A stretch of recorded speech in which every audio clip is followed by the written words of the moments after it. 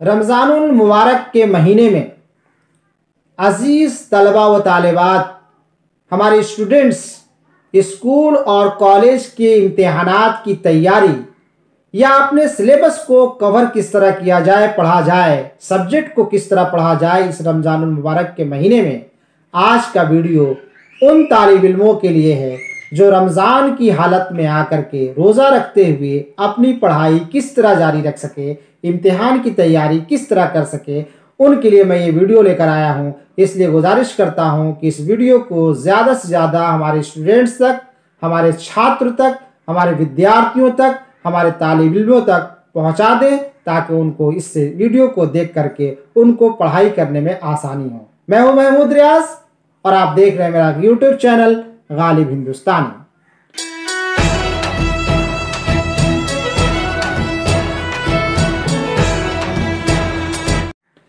Welcome, खुशामदीद my dear students, मेरे अजीज तलबा व तालिबात।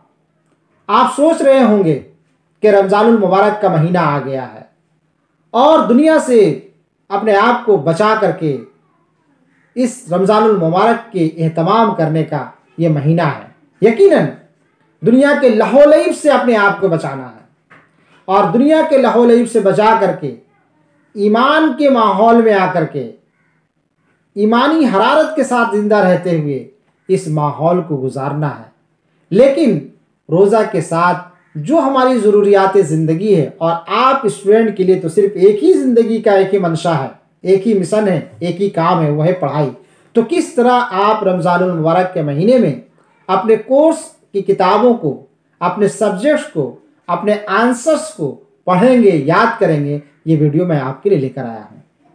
जिस तरह आप सहरी करने के लिए उठते हैं, सहरी कर करके आप फजर की नमाज़ पढ़ लें।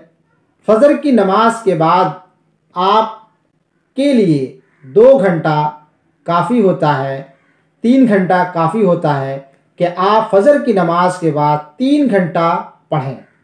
ये 3 घंटा पढ़ने का बेहतरीन वक्त है क्योंकि इस वक्त आप सहरी करके के ताज़ा दम हुए रहते हैं और उस पर जब नमाज पढ़ लेते हैं तो और भी ताज़ा दम हो जाते हैं, क्योंकि वज़ू बना करके इंसान को जो फरहत और जो ताजगी, जो फ्रेशनेस मिलता है, वो फ्रेशनेस जब आपको मिल जाता है तो आपके चेहरे के अंदर एक जमाल और हुस्न भी आ जाता है और आपके बदन के अंदर एक फरहत और खुशी और एक ताकत और एक हरारत भी आ जाती है।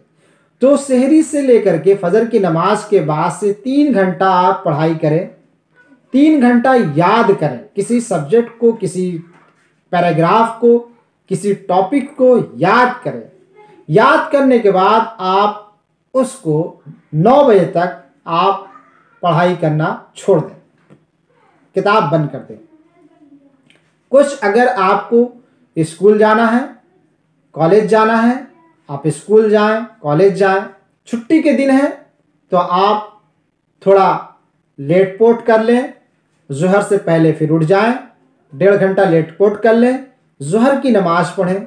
ज़ोहर की नमाज के बाद थोड़ी देर के लिए आप अपने जो पढ़ा हुआ सब्जेक्ट था, जो आपने सुबह 3 घंटे पढ़ा था, जो याद किया था, उसको लिखने के काम पर खुद को मामूर कर दें। उस वक्त आप रटे नहीं, किसी चीज़ को याद न करें क्योंकि आपके पास वो एनर्जी बाकी नहीं रहती है और जहन इस तरह की चीज़ों को लेने के लिए तैयार भी नहीं रहता है कि आप किसी चीज़ को रट कर याद करें। तो ये पीरियड जो असर, ज़ोहर से लेकर के असर तक का पीरियड है, इस पीरियड में आप जो पढ़ी हुई चीज़ है, जो 3 घंटा आपने पढ़ा था, उसको लिखें। कम से कम नहीं लिख पाते हैं तो रिवाइज करें, एक दफ़ा उन तमाम पढ़ी हुई चीज़ों पर नज़रसानी करें, एक नज़र दौड़ाएं और जहन के कोने में, जहन के गोशे में उन तमाम चीज़ों को बिठाने की कोशिश करें। असर का वक्त आ गया, असर की नमाज़ पढ़ें और असर से लेकर मगरिब तक आप कुरान करीम की तिलावत करें। आधे घंटा, आधे पारा, एक पाव, एक पारा, जो भी आपसे बन सकता है, आप खामोशी के साथ कुरान करीम की तिलावत का रोज़मर्रा ज़िंदगी में इस्तेमाल करना शुरू कर दें और कुरान करीम की तिलावत करें। अफ्तार से पहले तक जितना आपसे हो सकता है, असर के बाद से लेकर मगरिब से अफ्तार से पहले तक जितना हो सकता है आप तो कुरान पढ़ें, तस्बीहात पढ़ें। उसके बाद आप धीरे धीरे तस्बीहात करते रहे यहाँ तक कि अफ्तार का वक्त आ जाता है, अफ्तार कर लें। अफ्तार के बाद आप मगरिब की नमाज़ पढ़ लें इत्मीनान से, कुछ खा पी लें, जो अफ्तार की हुई चीज़ें बाकी बची हुई चीज़ें उसको खा लें। कुछ और चीज़ें एक्स्ट्रा खानी है, घर के जो सामान पकवान बने हुए हैं, दाल चावल रोटी जो भी कुछ खाना आप खा लें। खाने के बाद आप इत्मीनान से अपने आप को ज़मीन पर, बेड पर अपने आप को फ्री तौर पर छोड़ दे, एकदम इत्मीनान का सांस ले। उस वक्त कोई पढ़ाई नहीं करनी है। इशा की नमाज का वक्त आ जाता है, इशा की नमाज पढ़ें। इशा की नमाज के बाद आप तरावी पढ़ लें। तरावी के बाद घर लौटें और खाना खाएं। खाना खाने के आधा घंटा बाद या 1 घंटा बाद 11 बजे से आपका मामूल होना चाहिए कि 11 बजे से लेकर के आपको सहरी के वक्त तक, ये बहुत ही स्टूडेंट के लिए बहुत ही कीमती वक्त है जो मैं आपको बता रहा हूँ कि ये वक्त बहुत ही कीमती है। याद करने के लिए बहुत ही फेवरेबल माहौल है और याद बहुत अच्छे से होता है, सब्जेक्ट की तैयारी बहुत अच्छे ढंग से हो जाती है। आप 11 बजे से लेकर के सहरी तक, सहरी करने तक आप पढ़ते रहें, जगे रहें, सोए नहीं, बल्कि ये तैयारी के लिए बेहतर समय है, बेहतर वक्त है। सहरी करने के बाद उसके बाद सहरी कर लें, नमाज पढ़ लें और फिर 3 घंटा पढ़ लें। ये आपकी पढ़ाई का मेन वक्त है।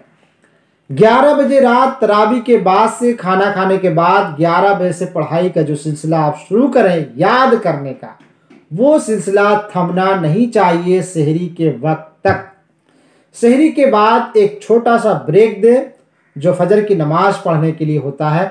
उस ब्रेक के बाद फिर 3 घंटे का आप एक बैठक की करें, एक पढ़ाई के लिए अपनी किताबों को लेकर बैठ जाएं और इस पीरियड में आप उन चीज़ों को याद करें जो आपको याद करनी ज़रूरी है।